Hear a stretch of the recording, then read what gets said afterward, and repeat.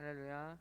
우리 이 시간 함께 찬송 부르심으로 우리 하나님 앞에 이 새벽 예배의 시간을 올려드리도록 하겠습니다. 우리 함께 찬송가 545장 함께 찬송 부르도록 하겠습니다.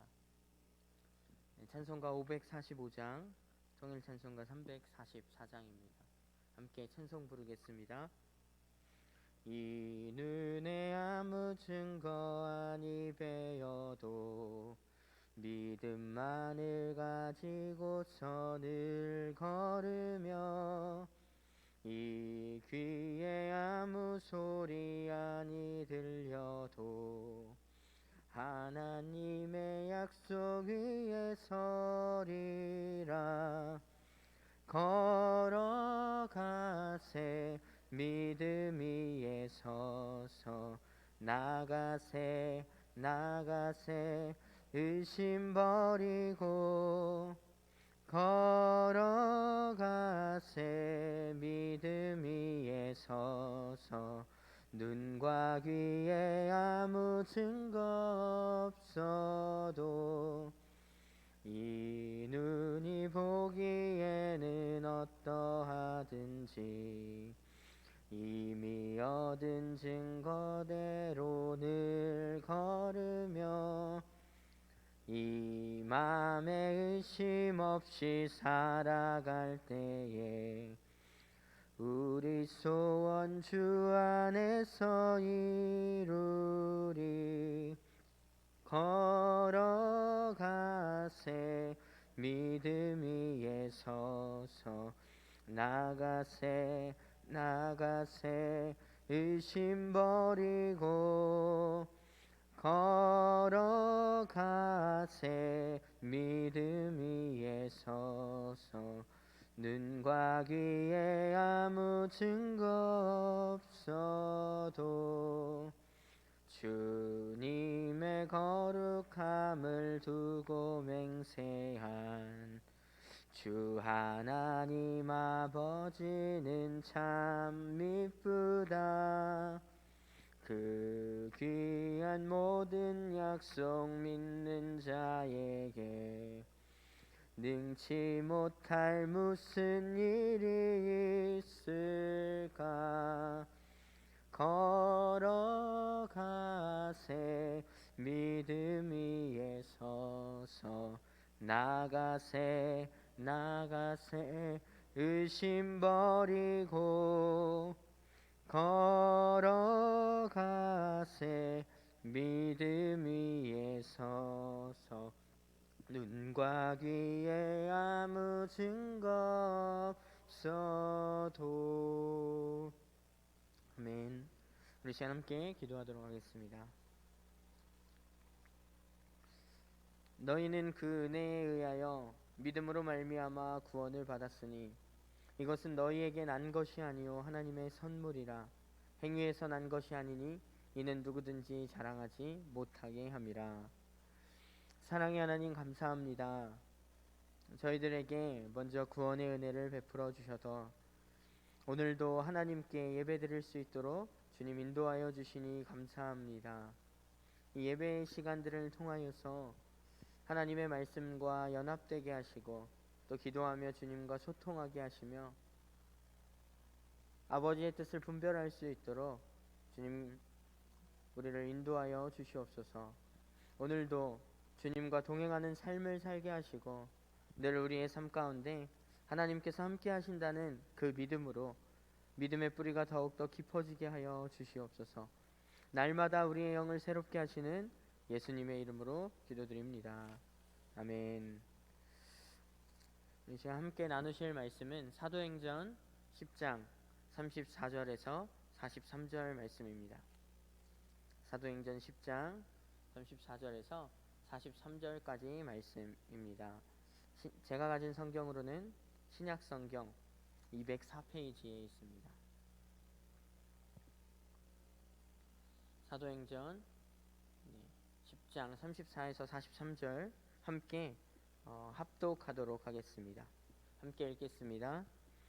베드로가 입을 열어 말하되 내가 참으로 하나님은 사람의 외모를 보지 아니하시고 각 나라 중 하나님을 경외하며 의를 행하는 사람은 다 받으시는 줄 깨달았도다.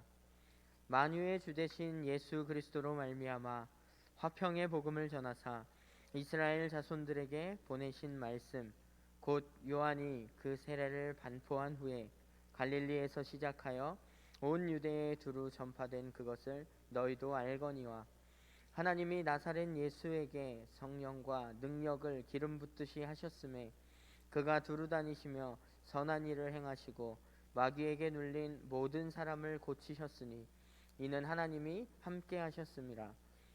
우리는 유대인의 땅과 예루살렘에서 그가 행하신 모든 일의 증인이라.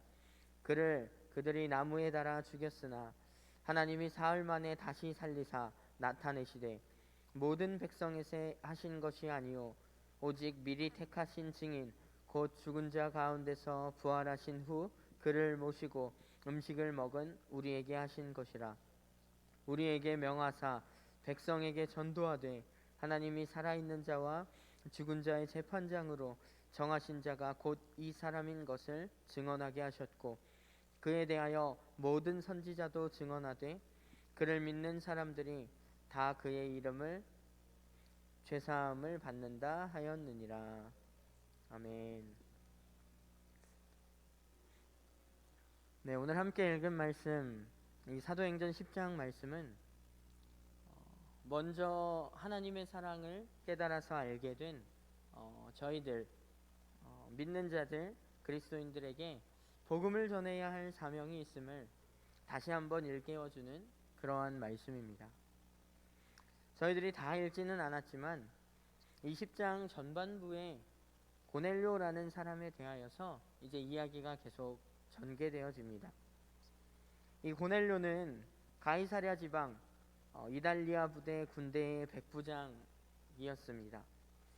그리고 그는 경건한 사람이었고 하나님을 경외하고 백성들을 돌보며 많이 구제하였고 또 하나님께 항상 기도하는 그러한 사람이었다고 합니다. 이 말씀에서 그렇게 소개하고 있습니다. 고넬료는 이 기도하던 중에 환상을 통하여서 그 당시 요바에 있었던 베드로에게 사람을 보내서 자신의 집으로 초청하게 됩니다. 고넬료가 보낸 사람이 베드로에게 도착했을 때에 베드로 또한 기도하던 중에 이제 환상을 보게 되었고 사실 베드로는 그 환상이 어떠한 의미인지 그 환상의 뜻을 잘 몰랐지만 고넬료가 보낸 사람들을 통하여 하나님께서 자신에게 그 환상을 보여주신 것이 어떤 의미가 있는지 깨닫게 됩니다. 저희들이 너무나도 잘 알고 있듯이 유대인이 이방인과 교제하며 서로 가깝게 지낸다는 것은 이때 당시에는 상상조차도 할 수 없는 그러한 일이었습니다. 유대인의 법적으로 사실 이것이 불가능한 일이었거든요. 그런데 오늘 베드로가 이방인이었던 이 고넬료의 초청에 응하면서 그의 집으로 가게 됩니다. 사실 엄청난 일이었죠. 그러면서 베드로가 고넬료에게 묻습니다. 나를 도대체 왜 불렀습니까? 왜 나를 초청했습니까? 그러자 고넬료가 기도하던 중 하나님께서 당신을 초청하라고 내게 말씀하셨습니다. 이렇게 이야기합니다. 그 초청에 응하여서 이곳에 오셨으니 하나님께서 당신에게 명하신 모든 것을 우리가 듣길 원합니다. 라고 고넬료가 베드로에게 이야기합니다. 이 이야기를 들은 베드로는 순간 깨닫습니다. 하나님은 외모를 보는 분이 아니시구나. 겉모습을 보는 분이 아니시구나. 이방인이든 헬라인이든 이런 게 중요한 것이 아니구나.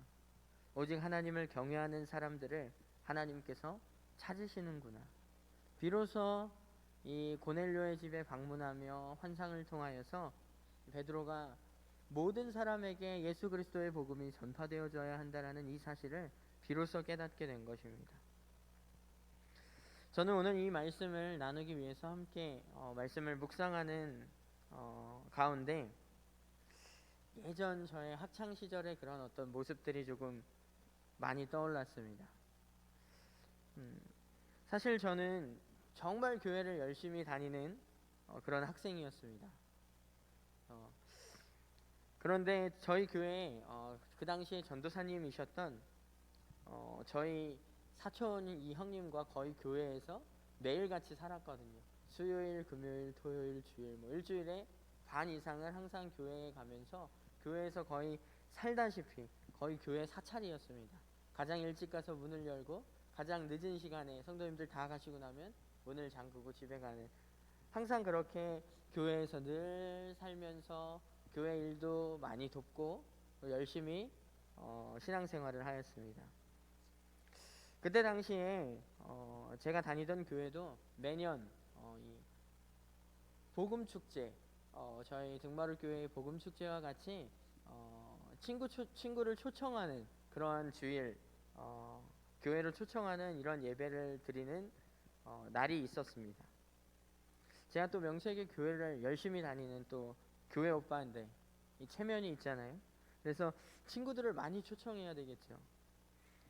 그러면서 제가 초청할 친구들을, 주변에 있는 친구들을 한번 이렇게 살펴보면서 물색하기 시작했습니다. 지금 생각해보면 정말 신기하게도 그 당시에 고등학생 시절 때 제 주변의 친구들 중에서 교회를 다니는 친구들이 단 한 명도 없었습니다. 그러면 저와 가깝게 지내는 친구들이 모두 다 저의 전도의 대상이잖아요. 그런데 제가 그 친구들을 보면서 한 명씩 한 명씩 그 친구가 교회에 나올 수 없는 이유들을 찾기 시작하더라고요. 이 친구는 이래서 교회에 나올 수 없다. 이 친구는 이래서 교회에 못 데리고 오겠다. 이런 이유들을 찾고 있는 거예요. 예를 들어서 이 친구는 흡연을 하니까 이 친구는 교회에 데려올 수 없겠다. 이 친구는 욕을 너무 많이 해. 등등 친구들을 교회에 데려오지 못하겠다라는 이유들을 제가 찾고 있더라고요. 물론 결국은 이 친구들을 몇 명 이렇게 데려오기는 했지만 그 당시에 이렇게 내가 복음을 전하지 못하는 친구들이라고 내가 스스로 정의하고 분류하고 그들에게 이야기하지 않으려고 스스로를 그렇게 만들고 있었던 모습이 떠올랐습니다. 이 유대인들이 이방인들과는 상종조차 하지 않았던 것처럼 이방인들에게는 하나님에 대하여서 전혀 전하려 하는 마음조차 없었던 것처럼 저도 제 나름대로의 색안경을 끼고 저만의 잣대를 가지고 이 친구는 이래서 안 되고 저 친구는 저래서 안 되고 라면서 판단하는 모습들이 제 안에 있었습니다.